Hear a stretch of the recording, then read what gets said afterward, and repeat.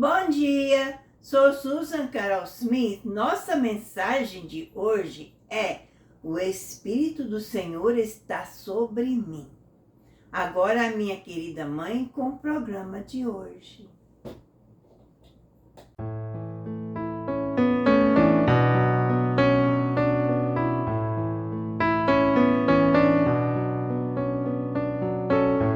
Muito obrigada por ter clicado em nosso canal, a transmissão da Bíblia Aberta.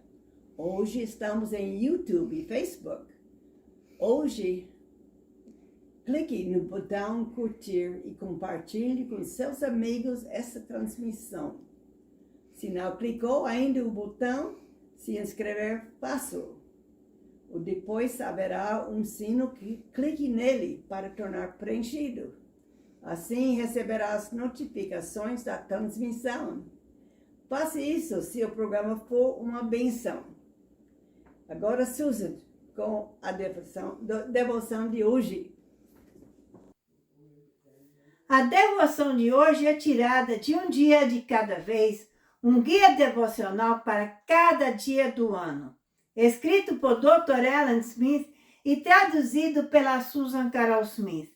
A devoção de hoje é encontrada em Salmo 39:9, versão Almeida, revista e corrigida 2009. Emudeci, não abro a minha boca. Essa é realmente uma profecia sobre o julgamento de Jesus. Ele não deveria se defender, pois era a vontade de Deus que ele não respondesse aos seus acusadores. Ele se sacrificou em seu lugar.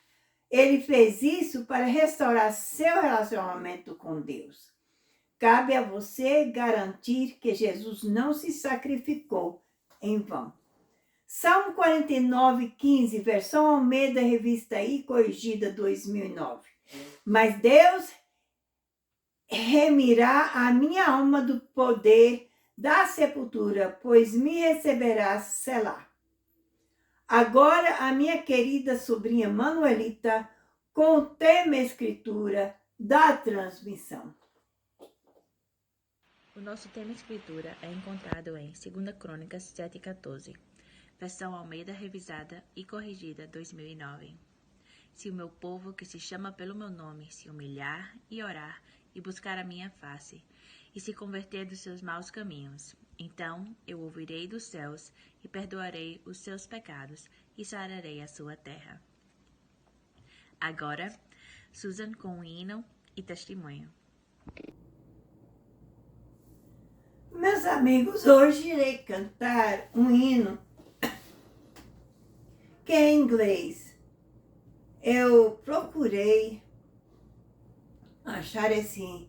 É um coro de louvor. E eu procurei achar em português, mas não encontrei. Então eu traduzi. Preste atenção, porque a letra tem muito a falar ao nosso coração. Eu falei com o povo inglês que geralmente quando eu canto esses hinos, eu fecho os meus olhos para poder sentir a presença de Deus. Eu tento pensar em Deus e somente nele, em Jesus Cristo, e somente nele, no que ele fez por mim. Eu peço que você faça o mesmo e preste atenção ao que Deus quer falar ao seu coração através desse hino. Escuta a mensagem que ela tem a nos trazer e pense no que Deus pode fazer para você. Certo? Certamente a presença do Senhor está neste lugar. Eu sinto seu poder, a sua graça. Eu ouço o som das asas dos anjos. Eu vejo a glória do Senhor em cada rosto aqui. Certamente a presença do Senhor está neste lugar. No meio de seus filhos, o Senhor diz que estará. Não é preciso muitas pessoas, pode ser apenas 2 ou 3. E eu sinto este mesmo Espírito doce que eu já senti muitas vezes antes. Certamente eu posso dizer que estive com o Senhor. Certamente a presença do Senhor está neste lugar. Eu sinto seu poder, a sua graça. Eu ouço o som das asas dos anjos. Eu vejo a glória do Senhor em cada rosto aqui. Certamente a presença do Senhor está neste lugar. Há um silêncio sagrado ao nosso redor, enquanto a sua glória preenche este lugar. Eu toquei a bainha de sua veste, eu posso quase ver seu rosto. Meu coração está transbordando com sua alegria completa. Com dúvida, sem dúvida, posso dizer que estive com o Senhor. Vou cantar essa estrofe mais uma vez. Há um silêncio sagrado ao nosso redor, enquanto a sua glória preenche este lugar. Eu toquei a bainha de sua veste, eu posso quase ver o seu rosto. Meu coração está transbordando com a sua alegria completa. Sem dúvida posso dizer que estive com o Senhor. Certamente a presença do Senhor está neste lugar. Eu sinto seu poder, a sua graça. Eu ouço o som das asas dos anjos. Eu vejo a glória do Senhor em cada rosto aqui. Certamente a presença do Senhor está neste lugar. Certamente a presença do Senhor está neste lugar. Eu sinto seu poder, a sua graça. Eu ouço o som das asas dos anjos. Eu vejo a glória do Senhor em cada rosto aqui. Certamente a presença do Senhor está neste lugar. Certamente a presença do Senhor está neste lugar. Eu agora peço que você vá, busque um pedaço de papel neste mesmo espírito, certo? Não deixe que esse espírito te deixe, mas vai, busque um pedaço de papel, uma caneta e volte para ouvir a mensagem.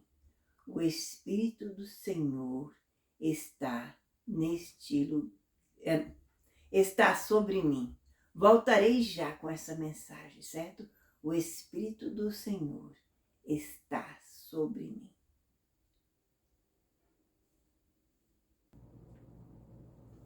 O texto de hoje se encontra em Lucas 4, 14 a 30, versão Almeida, revista e corrigida 2009. Então, pela virtude do Espírito, voltou Jesus para Galiléia, e a sua fama correu por toda a terra em derredor. E ensinava nas suas sinagogas, e por todos era louvado.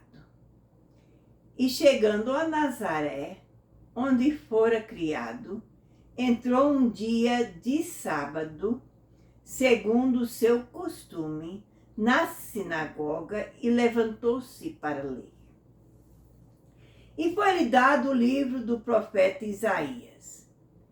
E quando abriu o livro, achou o lugar em que estava escrito: O Espírito do Senhor está sobre mim, pois que me ungiu para evangelizar os pobres, enviou-me a curar os quebrantados de coração e a pregoar liberdade aos cativos, a dar vista aos cegos, a pôr liberdade os oprimidos, a anunciar o ano aceitável do Senhor. E cerrando o livro e tornando-o a dá-lo ao mestre, assentou-se, e os olhos de todos na sinagoga estavam fitos nele. Então começou a dizer-lhes: Hoje se cumpriu esta escritura em vossos ouvidos. E todos lhe davam testemunho, e se maravilhavam das palavras da graça que saíam da sua boca. E diziam: Não é este o filho de José?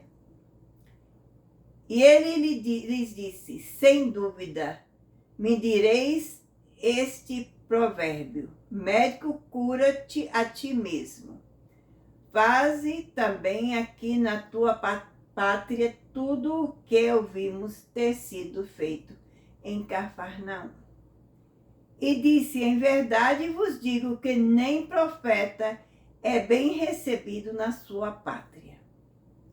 Em verdade vos digo que muitas viúvas existem em Israel nos dias de Elias, quando o céu se cerrou por 3 anos e 6 meses, de sorte que em toda a terra houve grande fome, e a nenhuma delas foi enviado Elias, senão a Sarepta de Sidom, a uma mulher viúva. E muitos leprosos havia em Israel no tempo do profeta Eliseu, e nenhum deles foi propiciado senão Naamã, o sírio. E todos na sinagoga, ouvindo essas coisas, se encheram de ira, e levantando-se,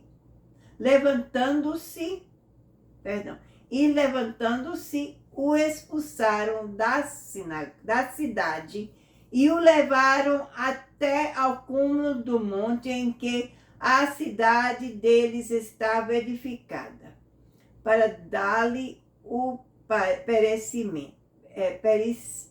precipitarem. Ele, porém, passando pelo meio deles, retirou-se.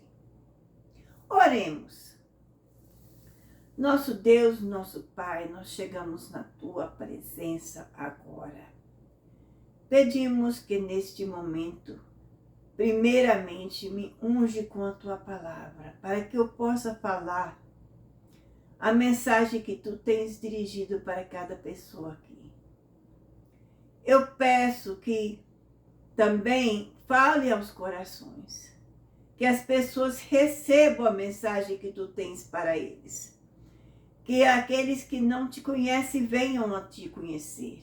Aqueles desviados venham a voltar ao Teu caminho. E aqueles que são crentes possam ser mais edificados na Tua palavra. Peço tudo isso em nome de Jesus. Amém. A mensagem de hoje é: o Espírito do Senhor está sobre mim. Lucas 4, 14 a 30, versão Almeida Revista e Corrigida 2009. Então, pela virtude do Espírito, voltou Jesus para Galiléia. Não há poder sem o Espírito Santo, certo? Isso aqui é o versículo 14, a primeira parte. Vamos continuar no versículo 14, certo? E você quer anotar, você anota que o texto que a gente está estudando é Lucas 4, de 14 a 30. Coloque isso no seu papel. E aqui a gente está estudando o versículo 14. Então, pela virtude do Espírito, voltou Jesus para Galiléia. Ele não poderia ter esse poder se não fosse pelo Espírito Santo. Por isso ele fala, pela virtude do Espírito, certo? Não há poder sem o Espírito Santo. E a sua fama, continuando o versículo, e a sua fama correu por todas as terras em derredor.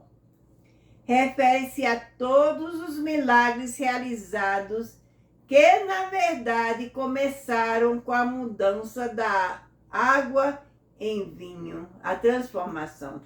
Aqui traduziu a mudança e às vezes eu não pego isso, porque eu traduzo com o Google para ter certeza que estou traduzindo com o português mais atual do que quando eu vivia aí.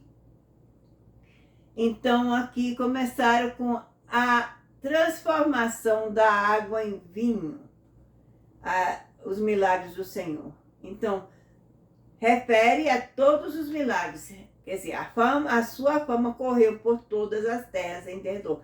E essa fama começou lá naquele tempo, com a transformação de vinho, de água em vinho, lá em Canaã, nas bodas, certo?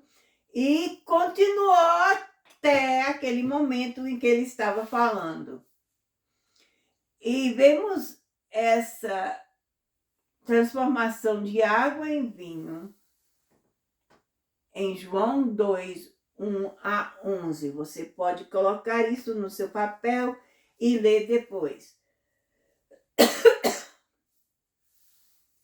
O Nazareno é o título. Então, no versículo 15, e ensinava nas suas sinagogas e por todos era louvado.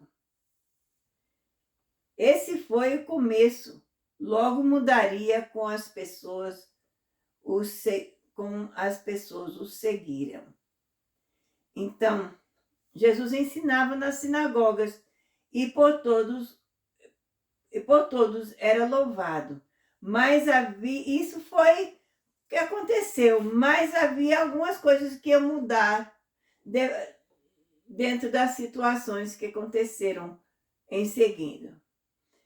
Em versículo 16 diz, e chegando a Nazaré, onde foi criado.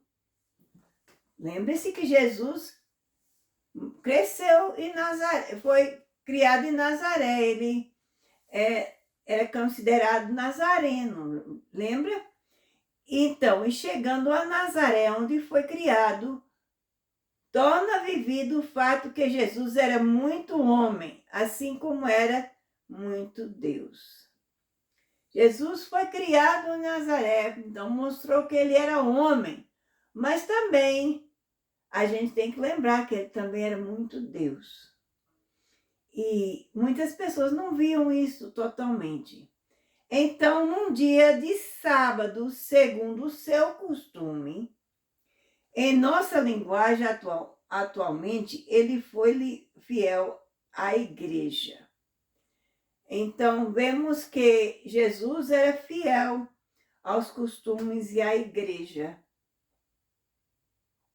Que quando ele entrou, era o costume de ir à sinagoga no sábado E ele foi, como é costume de muita gente ir à igreja no domingo.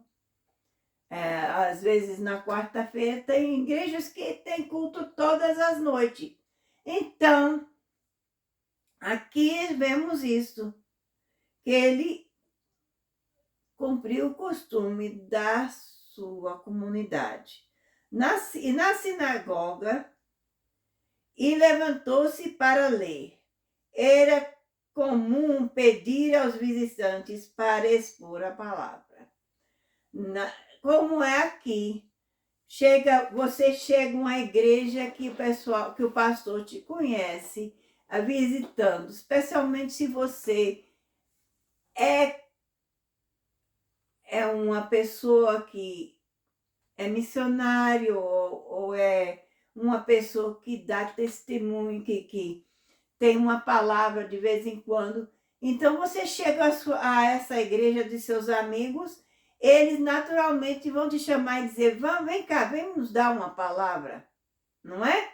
Então, aqui era costume também, né, em Nazaré, de chamar as pessoas para falar também os que estavam visitando. E foi isso que aconteceu.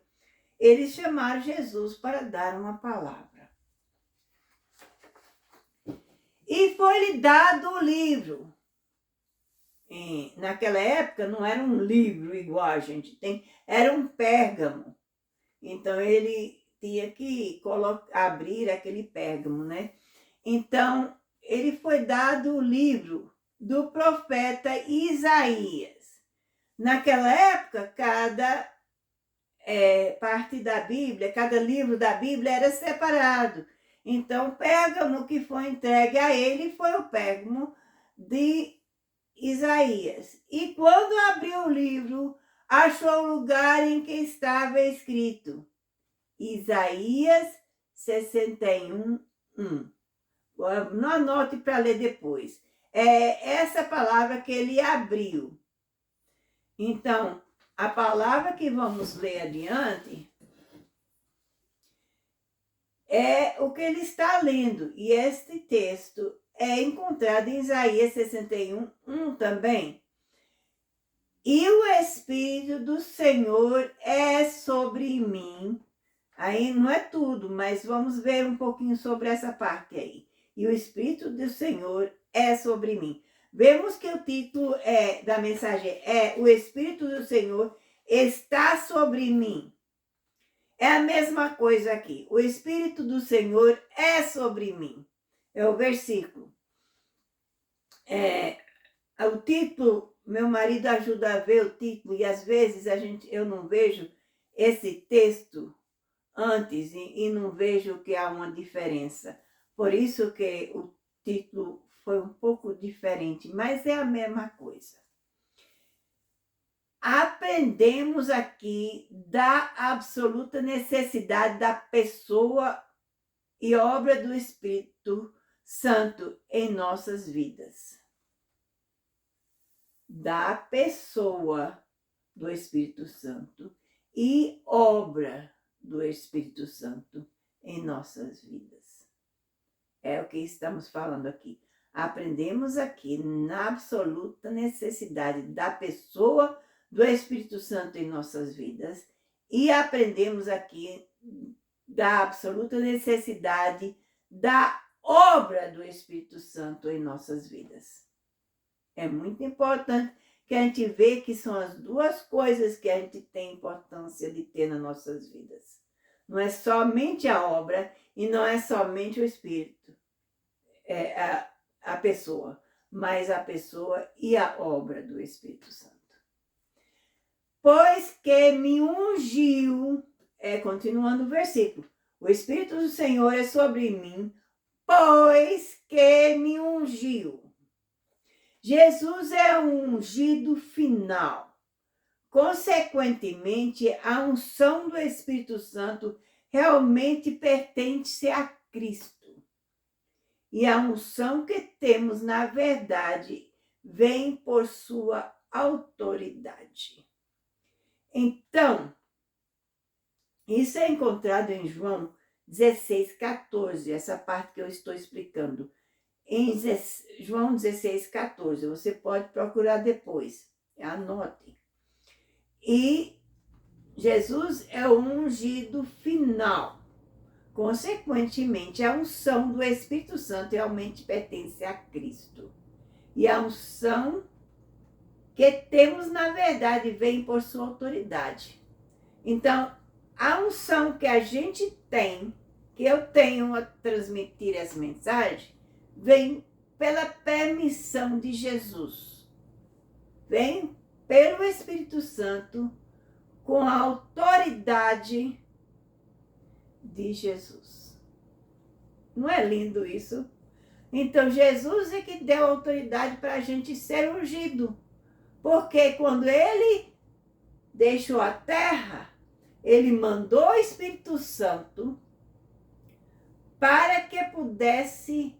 Ele foi ungido pelo Espírito Santo, mas também mandou o Espírito Santo para ungir a cada um que ele chamou, para transmitir a palavra que ele tinha para nos dar. Certo? Agora, vou repetir a primeira parte do versículo para você ver o versículo em si mesmo. O Espírito do Senhor é sobre mim, pois que me ungiu para evangelizar os pobres de espírito, certo? O Espírito do Senhor é sobre mim, pois que me ungiu para evangelizar os pobres. Enviou-me a curar os quebrantados do coração. O pecado quebrou o coração. Ou então, é responsável por ele ser quebrado. Somente Jesus pode curar esta doença. Então, ele ungiu para evangelizar os pobres, enviou-me a curar os quebrantados de coração. Quem são os quebrantados de coração? A pessoa que tem o pecado que quebrou o coração. Então, somente Jesus pode curar essa doença. Então, é através de Jesus que a gente pode ser sarado da quebrantação do coração. Ele enviou para ungir, depois me ungiu para evangelizar os pobres, enviou-me a curar os quebrantados do coração.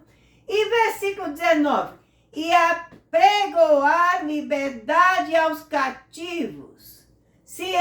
Se for para ser notado, ele não disse para libertar os cativos, mas sim a pregoar liberdade, que se refere à cruz. João 8,32. Anote, João 8,32 para ler depois. Então, ele nos ungiu, vamos voltar ao versículo 18, pois que me ungiu para pregoar os pobres, para evangelizar os pobres, enviou-me a curar os quebrantados de coração, a pregoar liberdade aos cativos, versículo 19, certo? A dar vista aos cegos.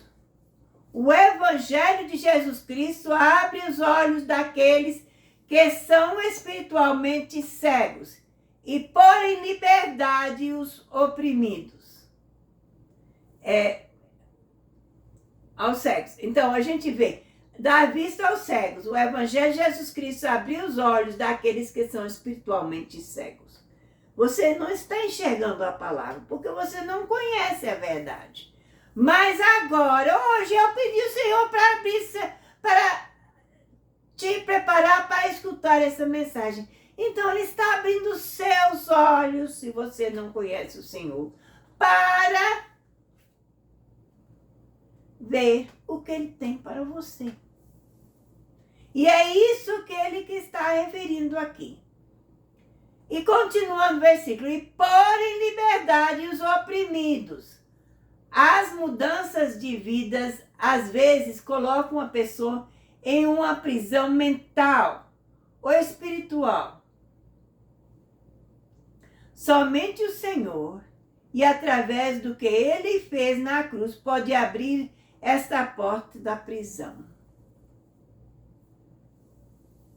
As coisas que acontecem na nossa vida nos oprimem, nos deixa baixo muitas vezes essas tribulações, mas somente através do Senhor que Ele pode nos libertar desta opressão, desta tribulação, desta dificuldade. Continuando o versículo 19. A anunciar um ano aceitável do Senhor.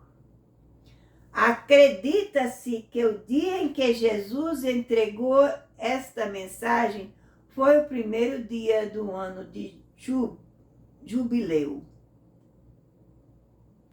Então, anunciar um ano aceitável do Senhor, que é aquele ano de jubileu.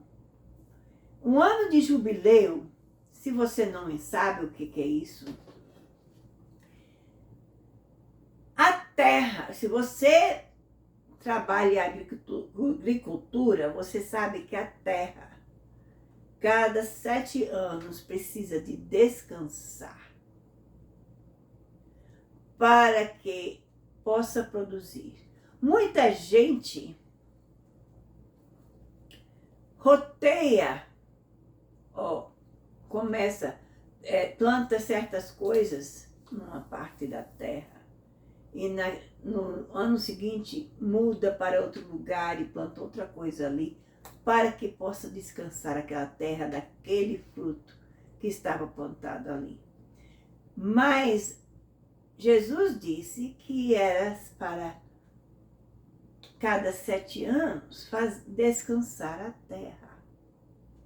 Mesmo assim, a cada 7 anos, na vida espiritual, a gente precisa fazer algo diferente, precisa se retirar um pouco para buscar mais a presença do Senhor, porque é um ano de jubileu.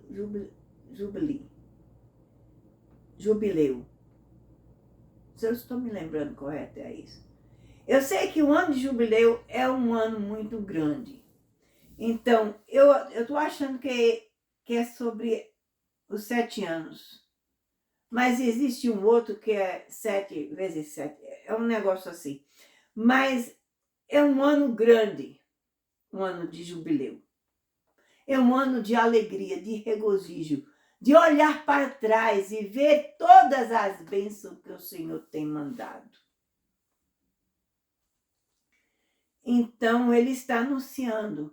Mas o que isso quer dizer? Ele está anunciando o dia do Senhor, o dia que o Senhor volta também.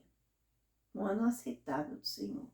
Aquele dia em que vamos nos regozijar diante do Senhor, porque Ele nos arrebatou. Vamos ver aqui o versículo 20.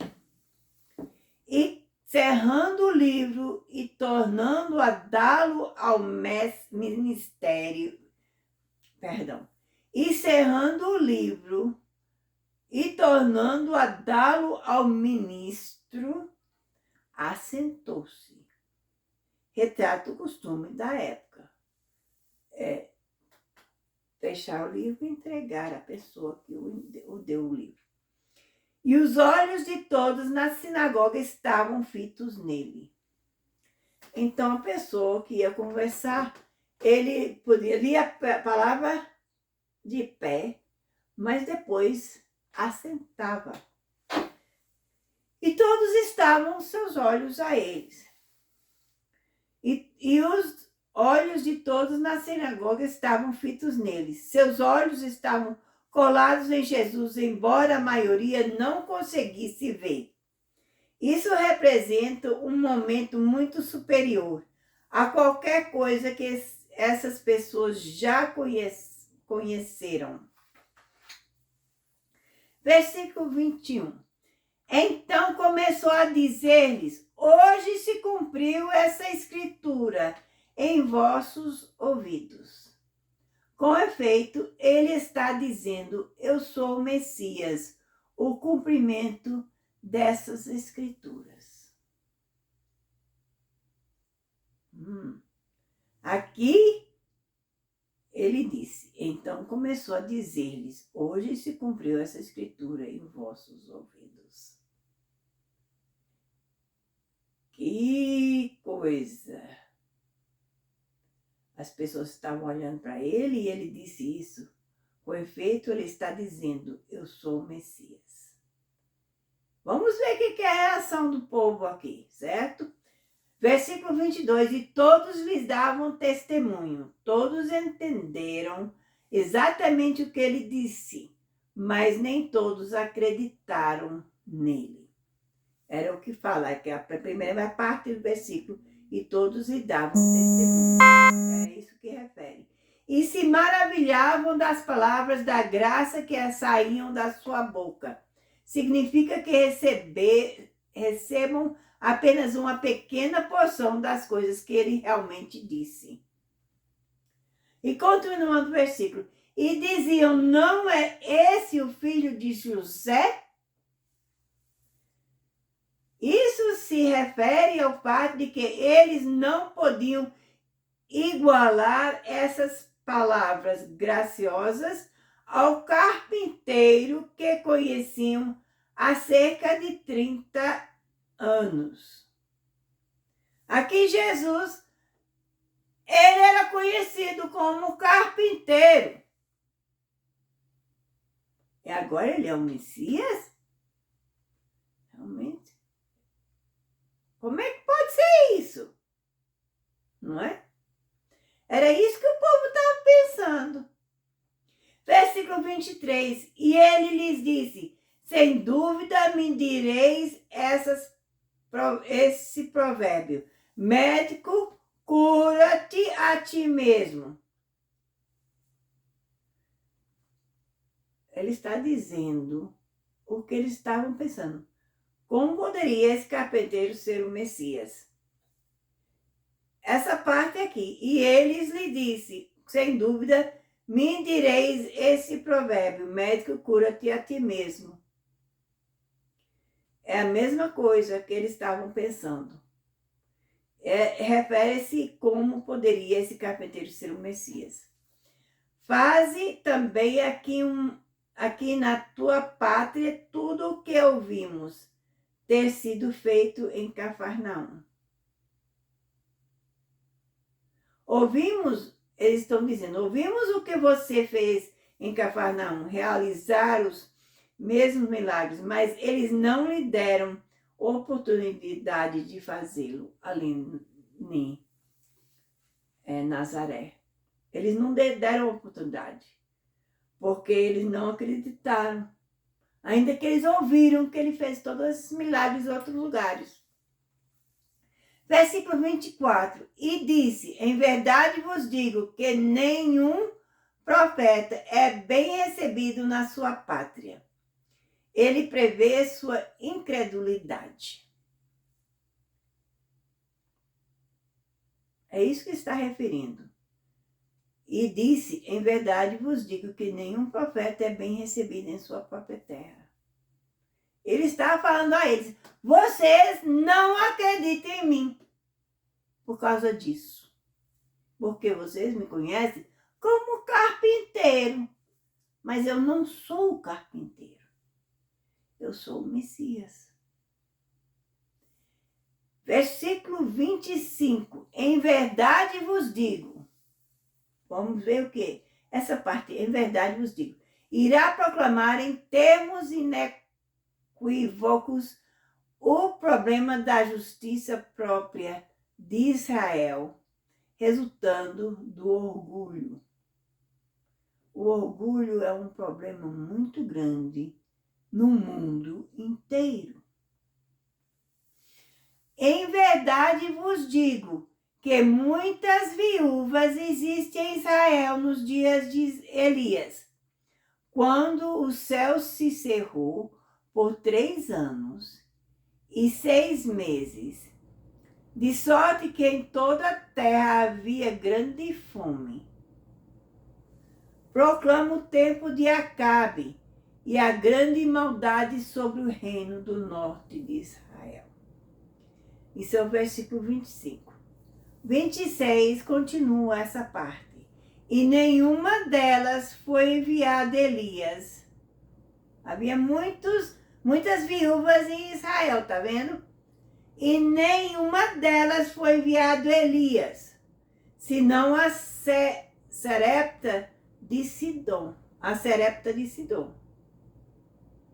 Sarepta de Sidom. A uma mulher viúva. Ele mandou para outro lugar. Ela era uma gentia também. Ela não era de Israel. Ela não era judia. Mas era gentia.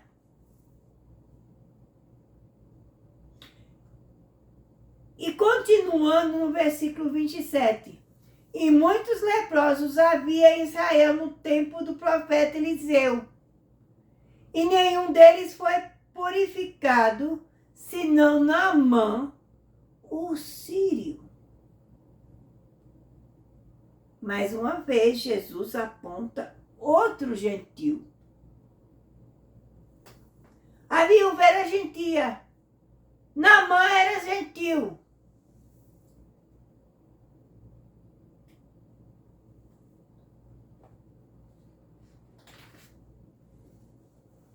Porque não havia honra na sua própria pátria. Versículo 28. E todos na sinagoga, ouvindo estas coisas, se encheram de ira.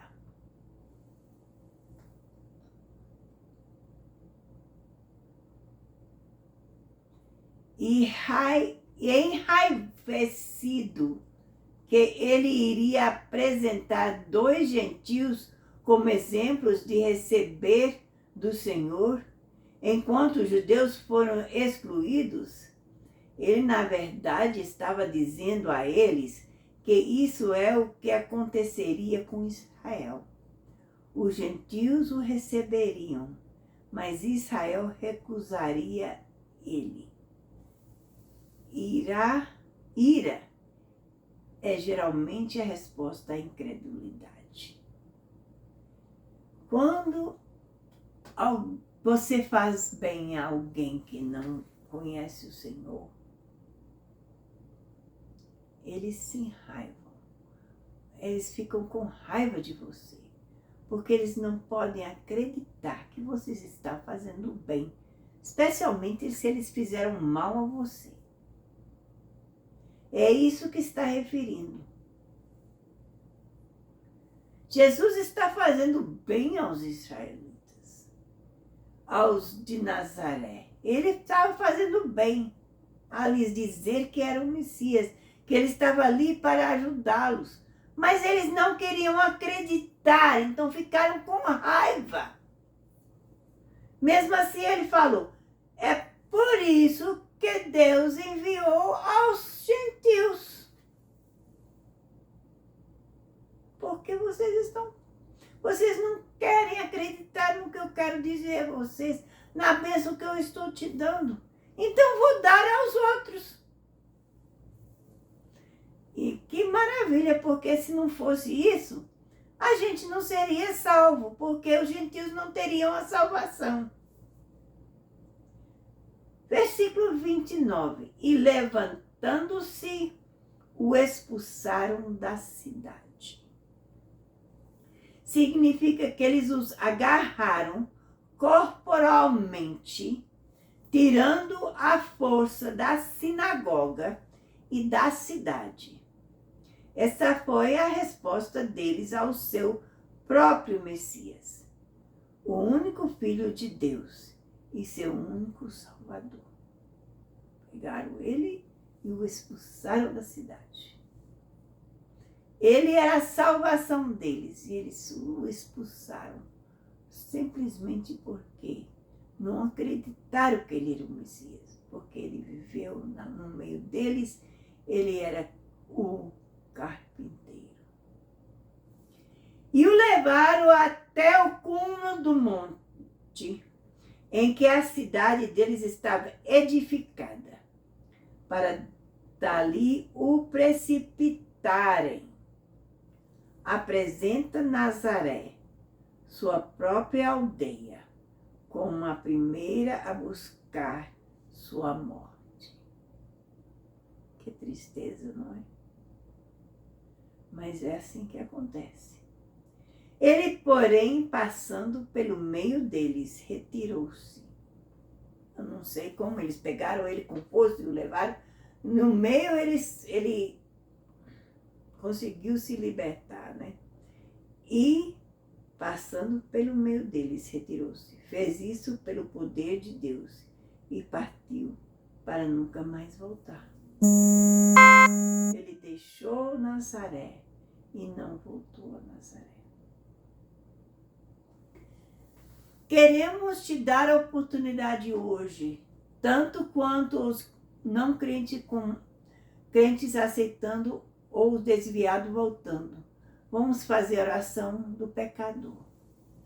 Vamos também orar por aqueles crentes que precisam de força para fazer o trabalho do Senhor onde for que eles forem. Vamos inclinar nossa cabeça e orar neste momento. Eu quero que vocês repetem após mim. Essas palavras não são palavras mágicas, são para te ajudar, porque você não sabe orar. Mas você repetindo essas palavras de todo o seu coração, acreditando no que está falando, é que vai te salvar. Vamos orar. E repete o que eu falo até o fim. Querido Deus no céu, venho a você, no nome de Jesus. Eu sinto muito pelos meus pecados, a forma como eu tenho vivido, as coisas que eu fiz. Por favor, me perdoe e me purifica com o seu sangue precioso de toda injustiça. Com a minha boca eu confesso o Senhor Jesus. Em meu coração eu creio que Deus o ressuscitou dos mortos. E Ele está vivo. Neste momento, aceito Jesus Cristo como o Salvador da minha alma. E eu faço dele o Senhor da minha vida. E segundo a sua palavra, que não pode mentir, estou lavado, estou limpo, estou perdoado, estou salvo, em nome de Jesus. Amém. Não vá embora ainda, nós voltaremos já e queremos te explicar algumas coisas que quero que você faça, para que você possa te ajudar a crescer no Senhor, certo? Então, não nos deixe agora. Eu quero, antes de falar essas coisas que eu quero que você faça, orar por cada um de vocês. Crente, não crente, ou que aceitou a Jesus hoje como Salvador, e aquele que é desviado e voltou, Senhor. Vamos orar. Nosso Deus, nosso Pai, pedimos a Ti hoje que esteja com essas pessoas, que os abençoe, Senhor. As pessoas que aceitaram a Ti como Salvador possam crescer e em Ti, Senhor, e possam ser ungidos com Teu Espírito Santo, Senhor, para que possam pregar a Tua palavra como Ele nos manda. E levar a mensagem também àqueles amigos que eles precisam. Pedimos que aqueles que estavam desviados e voltaram a Ti, que possam permanecer firmes dessa vez. Aquelas pessoas crentes que estão passando por dificuldades e tribulações, deles força de suportar as tribulações que estão passando. Supre as suas necessidades e os ajude no caminhar de cada dia. Ajude-os a ser testemunhos da Tua palavra, testemunhos vivos, que possam transmitir aos outros ao seu redor aquilo que Tu tens para lhes transmitirem. Em nome de Jesus te pedimos. Amém. Não vá embora, porque voltarei já. Quero que você faça algumas coisas. Se você decidiu a Jesus como Salvador, ou se você simplesmente voltou a Jesus, ou se você é crente e você tem Jesus no coração, você escreva, faça um comentário embaixo. Se você aceitou, faça um comentário que você aceitou Jesus hoje. Se você tem outras coisas que você quer comentar, comente. Se você voltou a Jesus, também me diz que voltou a Jesus e comente o que você precisa. E você que é crente também, o que você quer comentar. Mas também eu quero que você, se você tem um pedido de oração, faça-o também. Esse comentário é para nos ajudar a saber as suas necessidades de oração. Agora, se você puder saber como orar por você, principalmente se você é um novo convertido, você precisa de oração para ser forte no caminho do Senhor. E eu quero que você também, se você aceita, você tem um pedido de oração que você não quer entrar em detalhe, não precisa entrar em detalhe. Só simplesmente nos diz que você tem um pedido de oração específico e Deus sabe o que é. E nós vamos orar. Fale a alguém também que você aceitou a Jesus Cristo como seu Salvador. Porque é muito importante que você fale a alguém, para que você possa crescer no Senhor. A Bíblia fala que a gente precisa falar do Senhor, ser testemunhos, e isso é importante. É uma maneira de ser testemunha, falar dos outros que você aceitou Jesus. E também, além disso, você também não está envergonhando dele. E a Bíblia fala, se a gente envergonhar dele, ele envergonhará de nós. E não queremos que isso aconteça com você. Queremos que você cresça. Queremos que você fale com mais do que uma pessoa. Mas pelo menos uma pessoa é importante. E se eles não aceitarem o que você fala, não te perturbes. Porque muitas vezes eles também estão com inveja de você. Porque você teve a força para fazer uma decisão. Queremos também que você consiga uma Bíblia. Pedimos que consiga a versão Almeida, revista e corrigida 2009, porque sabemos que essa tradução é correta. Se você tem também a expositória de Jim Swaggart, também essa Bíblia é correta. Só que existe queremos que você saiba que as palavras da Bíblia são as que estão escritas em preta. O que está escrito em vermelho são simplesmente os comentários que o Jim Swaggart fez para que as pessoas que não entendem o que está escrito possam entender. Mas a Bíblia em si é só o que está escrito em preto. E se você conseguir a expositória de Jim Swaggart. Então eu quero que vocês consigam uma Bíblia que é correta, porque em Apocalipse 22, 18 e 19, fala sobre o que acontece com aqueles que acrescentam ou tiram da palavra. E algumas das Bíblias têm palavras acrescentadas e palavras tiradas. E não queremos que você pegue uma Bíblia que tem palavras acrescentadas ou tiradas. Por isso que pedimos que consiga a versão Almeida, revista e corrigida 2009 ou expositória Jim Swaggart, porque são palavras que sabemos que são corretas. E quando você conseguir a Bíblia, não espere que você consiga a Bíblia. Se você conseguir a Bíblia logo, sim, leve a Bíblia quando você tem para a igreja que você for. Vai à igreja, procure uma igreja.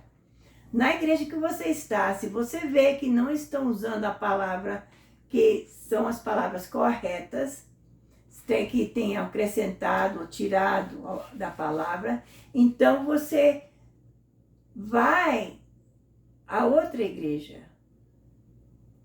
Vai a outra igreja até você encontrar uma igreja que use a palavra correta.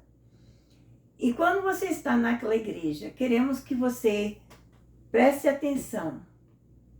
Como aqui na transmissão da Bíblia aberta, você sente a presença de Deus. Queremos que você preste atenção para que você sente a mesma presença de Deus na igreja que você está indo. Se aquela igreja está usando a palavra correta e você sente a presença de Deus, então é uma igreja boa para você ir. Procure o pastor ou a pastora, não importa se é homem ou mulher, e fala com eles que você acabou de aceitar a Jesus e precisa de ser batizado nas águas. E eles vão te caminhar ao passo certo e vão te guiar na palavra, no caminho do Senhor. Não queremos que você deixe de nos assistir, porque queremos que você assista, continue nos assistindo, mas que você esteja com uma igreja, que você possa ter uma pessoa que eu sei que assistindo o nosso programa, você não pode parar o que você está fazendo e correr e dizer: ô Suzy, eu preciso da sua ajuda agora, eu estou passando por essa tribulação, preciso da sua oração neste momento. Porque não sei se eu vou olhar na programação e ver o seu comentário logo. E tudo isso. Mas você estando numa igreja física, você pode ir ao pastor da igreja, ou a um ancião da igreja, ou a uma senhora da igreja, ou uma pastora da igreja, não importa, alguém daquela igreja e dizer: eu preciso que você ore comigo agora, que estou passando por uma tribulação, ou que eu preciso que você regozije comigo, porque Deus tem me abençoado. Isso tudo pode acontecer. E queremos que você preste atenção, porque é muito importante. Então, é importante que você vá a uma igreja física, mas também que você continue nos assistindo. Deus te abençoe, é a nossa oração. E que a paz do Senhor esteja convosco.